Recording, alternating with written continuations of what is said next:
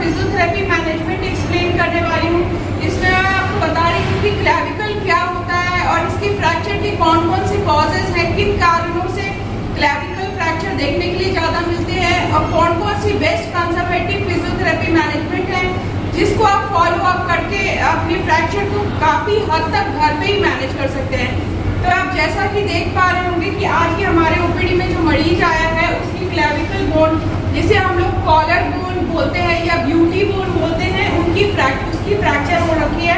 Clavicle जो है वो सबसे एस शेप शॉर्ट बोन है जो कि एंटीरियर आगे की तरफ जो आपका स्टर्नम है वहाँ पे स्टर्नो क्लेविकुलर जॉइंट बनाता है एंड बैक साइड जो स्कैपुला के पास जाके आपका जो है ना वो आपके स्कैपुलर रीजन पे जाके अटैच होता है। तो इन दोनों के मूवमेंट जब भी हम करते हैं, अगर आप शोल्डर की मूवमेंट कर रहे हो या फिर आपकी रिब की मूवमेंट कर रहे हो, उसके साथ आप जब मूवमेंट करते हैं तो हमारा क्लेविकल बोन जो है वो असिस्ट करता है मूवमेंट को कंप्लीट करने के लिए।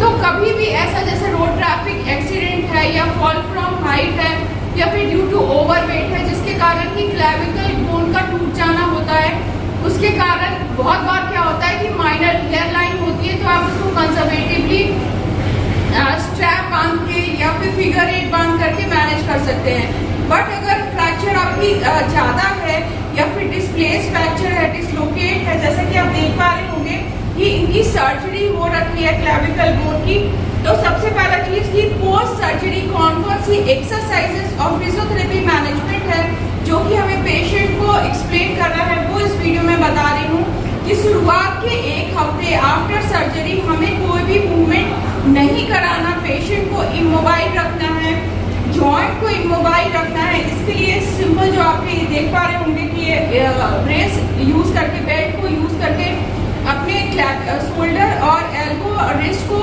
इमोबाइल कर रखा है।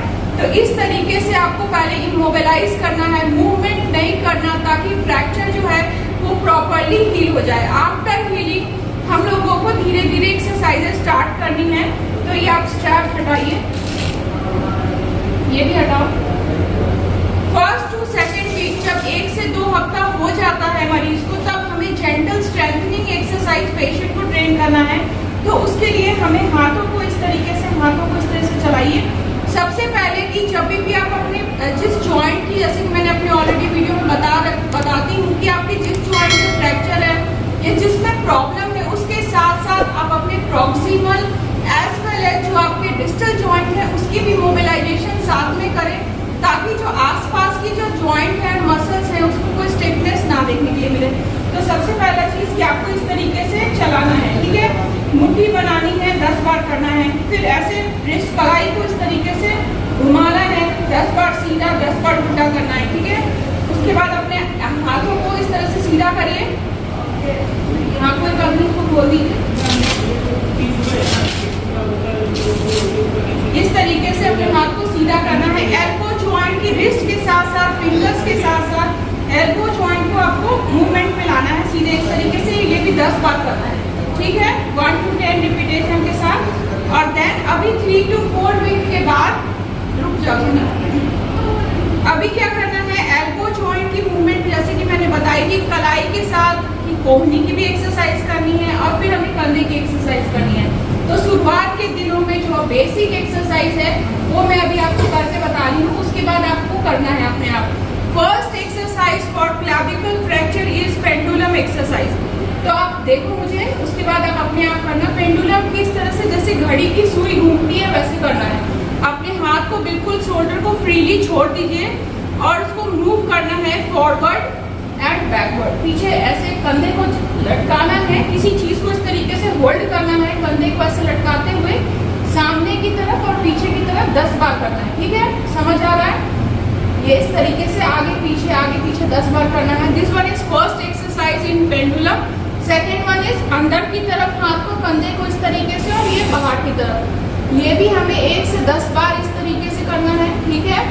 उसके बाद हमें इस तरीके से गोला बनाना है, क्लॉकवाइज इस तरीके से रोटेट करना है, गोला बनाना है। फिर उल्टे हाथ से हमें इस तरीके से गोला बनाना है, एंटी क्लॉकवाइज, ठीक है। तो दीज आर पेंडुलम एक्सरसाइज, जो कि पहला है, जैसे कि आपके अभी उतरे हैं सर्जरी के बाद, तो ये आपको शुरुआत में फर्स्ट एक्सरसाइज में करना है। सेकेंड वन फर्स्ट एक्सरसाइज में क्या करना है, इस तरीके से फिंगर लैडर करना है।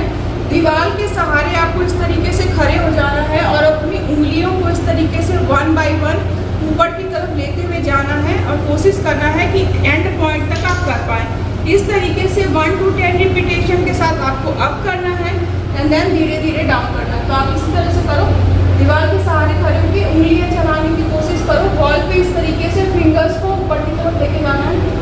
आप देख पा रहे होंगे कि इसके बाद ये नहीं कर पा रहे हैं, तो ये हमारा बेसिक है। धीरे धीरे जैसे जैसे आप प्रैक्टिस करेंगे घर पे, इसकी रेंज इंप्रूव होगी। This one is finger ladder exercise.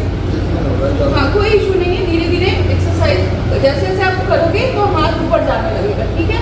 ये हमारा दूसरा एक्सरसाइज है। और exercise is shoulder assisted ROM exercises. इसमें क्या है, मरीज जो कि एक्टिवली नहीं कर पा रहे तो उसका जो एक्टिव हैंड है उससे उसको सपोर्ट लेते हुए एक्टिव असिस्टेड ROM एक्सरसाइजेस करनी है। तो इस तरीके से हाथ को पकड़ना है और जितना आप हो सके हाथ कंधे को पीछे की तरफ लेके जाने की कोशिश करिए।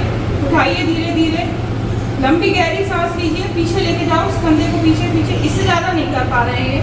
तो ये हमारा फर्स्ट है। देन धीरे धीरे ब्रीद आउट, सांस छोड़िए और नीचे की तरफ लेके जाना है। ये हमारा पहला एक्सरसाइज है, ठीक है। खड़िए, एक बार और करके बताओ आप। ये हमारा शोल्डर फ्लेक्शन है, जो कि एक्टिव असिस्टेड शोल्डर फ्लेक्शन कर रहे हैं। इस तरीके से करना है, फिर छोड़ दीजिए, पीछे ले जाइए। अब उठ के फोर्थ एक्सरसाइज में आप देख रहे हैं कि शोल्डर को इंटरनली और एक्सटर्नली रोटेट करना है। अपने हाथ को इस तरीके से छाती के बराबर लेके आइए, हाथ को सीधा करिए, हाँ ऐसे बराबर लेके आइए। हाँ, अब हाथ को अंदर की तरफ लेके जाने की कोशिश करनी है और बाहर की तरफ लेके आइए। जितना हो सके आपको कोशिश करना है ये इस तरीके से पूरा शोल्डर को बैक करिए, पीछे ले जाइए, पीछे ले जाइए। काउंट गिनती गिनिए, 1 2 3 4 5 6 7 8 9 10। फिर से कोशिश कीजिए पीछे। ये आप देख पा रहे होंगे, इस तरीके से हमारा जो स्टर्नोक्लेविकल जॉइंट है और एक्रोमियोक्लेविकल है उसमें मूवमेंट काफ़ी अच्छा होता है।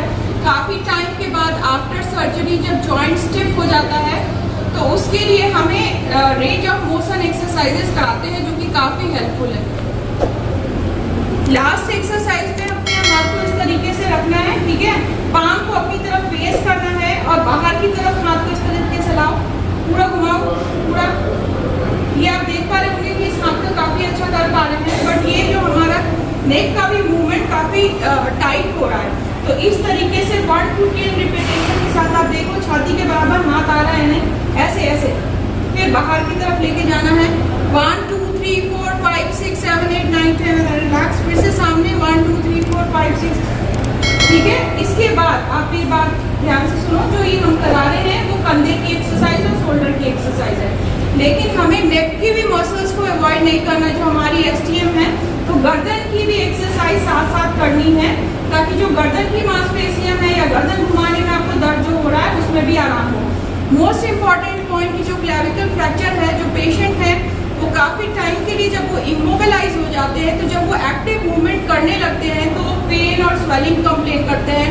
उनका पॉस्चरल एक स्पेसिफिक पैटर्न में हो जाता है, जिसको करेक्ट करने के लिए हमें नेक की ROM आइसोमेट्रिक्स भी पेशेंट को ट्रेन करना है, ताकि वो अपनी नॉर्मल ADS पे आ सके। Normal day to day activity है उसे वो ईजिली और कंफर्टेबली कर सके।